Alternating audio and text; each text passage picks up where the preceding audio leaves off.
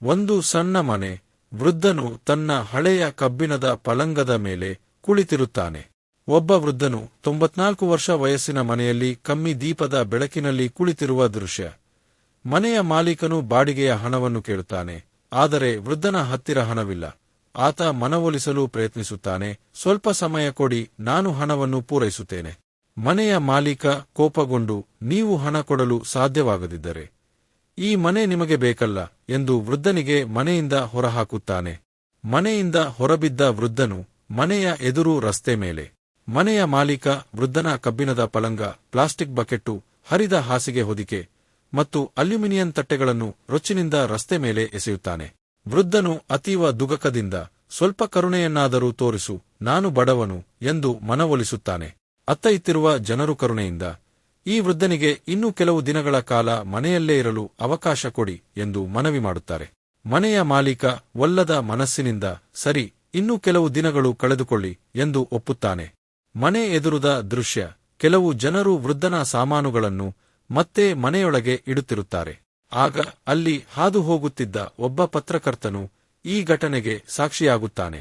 ಆತ ಇಡೀ ಘಟನೆಯನ್ನು ವೀಕ್ಷಿಸಿ, ಈ ಬಗ್ಗೆ ನಾನು ಪತ್ರಿಕೆಯಲ್ಲಿ ಒಂದು ಸುದ್ದಿ ಬರೆಯಬೇಕು ಎಂದು ತೀರ್ಮಾನಿಸುತ್ತಾನೆ.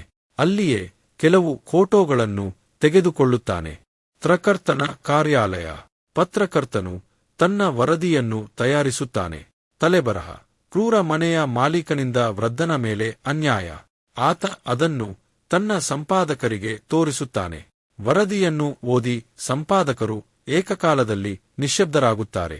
ಈ ಫೋಟೋದಲ್ಲಿರುವ ವೃದ್ಧನ ಪರಿಚಯವೇನು ಎಂಬ ಪ್ರಶ್ನೆಯನ್ನು ಅವರು ಕೇಳುತ್ತಾರೆ. ಪತ್ರಕರ್ತನು ತಲೆ ಅಲ್ಲಾಡಿಸುತ್ತಾನೆ. ಇಲ್ಲ, ಅವರ ಬಗ್ಗೆ ನನಗೆ ಪರಿಚಯವಿಲ್ಲ. ಮರುದಿನದ ಪತ್ರಿಕೆಯ ಮುಖಪುಟ. ಮರುದಿನ ಪತ್ರಿಕೆಯಲ್ಲಿ ದೊಡ್ಡ ಅಕ್ಷರಗಳಲ್ಲಿ ಗುಲ್ಜಾರಿಲಾಲ್ ನಂದಾ, ಭಾರತದ ಮಾಜಿ ಪ್ರಧಾನಿ, ದಯನೀಯ ಸ್ಥಿತಿಯಲ್ಲಿ ಎಂಬ ಶೀರ್ಷಿಕೆ ಪ್ರಕಟವಾಗುತ್ತದೆ. ವರದಿಯಲ್ಲಿ ನಂದಾ ಅವರು ಬಾಡಿಗೆಯ ಹಣ ಕೊಡಲು ಸಾಧ್ಯವಿಲ್ಲದೆ ಅವರ ಹಾಸಿಗೆ ಹೊದಿಕೆಗಳನ್ನು ರೊಚ್ಚಿನಿಂದ ಹೊರಹಾಕಿದ ಘಟನೆ ವಿವರಿಸಲಾಗಿದೆ. ಈ ವರದಿ ಸರ್ಕಾರದ ಅಧಿಕಾರಿಗಳ ಕಿವಿಗೆ ಬೀಳುತ್ತದೆ. ತಕ್ಷಣವೇ ಅವರು ನಂದಾ ಅವರ ಮನೆಯತ್ತ ಧಾವಿಸುತ್ತಾರೆ. ಮನೆ ಎದುರು ಸರ್ಕಾರಿ ವಾಹನಗಳ ಅತಿವೇಗದ ಧುಮುಕಾಟ. ಮನೆಯ ಮಾಲೀಕ ಈ ಭರಾಟೆ ನೋಡಿ ಬೆಚ್ಚಿಬೀಳುತ್ತಾನೆ.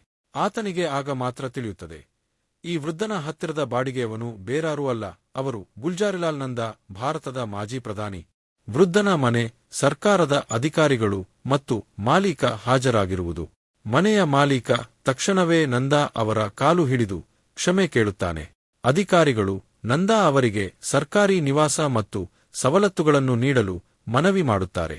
ಆದರೆ ನಂದಾ ಅವರು, ನಾನು ಸಾಮಾನ್ಯ ನಾಗರಿಕನಂತೆ ಬದುಕಲು ಬಯಸುತ್ತೇನೆ ಎಂದು ತಮ್ಮ ನಿರ್ಧಾರವನ್ನು ನಯವಿನಯದಿಂದ ಸ್ಪಷ್ಟಪಡಿಸುತ್ತಾರೆ. 1997 ವೃದ್ಧನ ಮನೆ.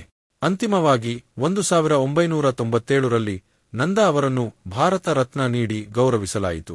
ಅವರು ಯಾವಾಗಲೂ ಸರಳವಾಗಿ ಒಬ್ಬ ಸಾಮಾನ್ಯ ನಾಗರಿಕನಂತೆ ಬದುಕಿದರು. ವೃದ್ಧನ ಮನೆ.